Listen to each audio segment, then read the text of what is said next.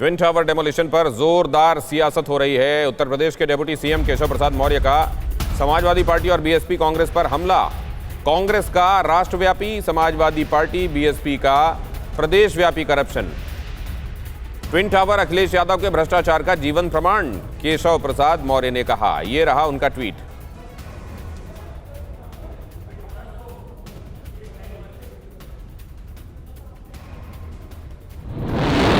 नोएडा के सेक्टर 93 में करप्शन की बुनियाद पर खड़ा ट्विन टावर ध्वस्त हुआ तो सियासत की इमारत बुलंद होने लगी। बीजेपी ने ट्विन टावर को भ्रष्टाचार का पर्याय बताया। समाजवादी पार्टी के सबसे बड़े नेता का नाम लेकर जोरदार प्रहार कर दिया। यूपी के डिप्टी सीएम केशव प्रसाद मौर्य का ये ट्वीट देखिए। उन्होंने लिखा, नोएडा का Supertech twin tower Shri Akhilesh Yadav और सपा के शासनकाल के भ्रष्टाचार और अराजकता की नीति का जीवंत प्रमाण है।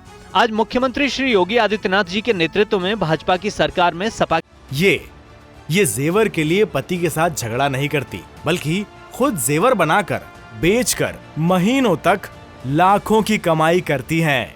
आपको भी कमाना है तो फ्रीडम ऐप को अभी डाउनलोड कीजिए। कि भ्रष्टाचार की इमारत ढहेगी, ये है न्याय, यही सुशासन है। इल्जाम संगीन है, लेकिन जवाब देने के लिए कैमरे के सामने आए पार्टी के प्रवक्ता अनुराग भदौरिया की लगता है लय बिगड़ गई। आए थे जवाब देने, आरोप लगाकर निकल गए। उत्तर प्रदेश में भारतीय जनता पार्टी की सरकार पूरी तरह से भ्रष्टाचार में डूबी पड़ी है। हर डिपार्टमेंट में भ्रष्टाचार ही भ्रष्टाचार हो रहा है। जनता की नजरों से भारतीय जनता पार्टी की सरकार गिर चुकी है, और जब ये सरकार गिराने की बात करती है तो हास्यास्पद लगता है। और यूपी के डिप्टी सीएम केशव प्रसाद मौर्य ने ट्विन टावर के बहाने समाजवादी पार्टी और बीएसपी दोनों को लपेटे में लिया। पूछा कि ये इमारत बनी क्यों, इसे बनने क्यों दिया गया।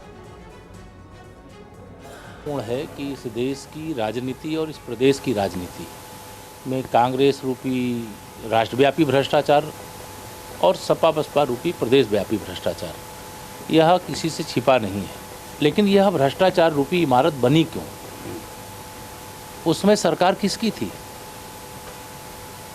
तो मैं यह मानता हूं कि जब भी इस प्रकार की अवैध इमारतों का निर्माण होता है तो उस समय की सरकार, उस समय के अधिकारी और जो बनाने वाला बिल्डर्स, या तीनों उसके दोषी होते हैं। माननीय सर्वोच्च न्यायालय के आदेश से सपा की सरकार के समय भ्रष्टाचार की इमारत बनी। देश भर में संदेश जा रहा है कि इस प्रकार से मिली भगत करके भी कुछ अगर अवैध रूप से कार्य किया जाएगा तो उसका भी अंत हो सकता है। ये जेवर के लिए पति के साथ झगड़ा नहीं करती, बल्कि खुद जेवर बनाकर बेचकर महीनों तक लाखों की कमाई करती हैं।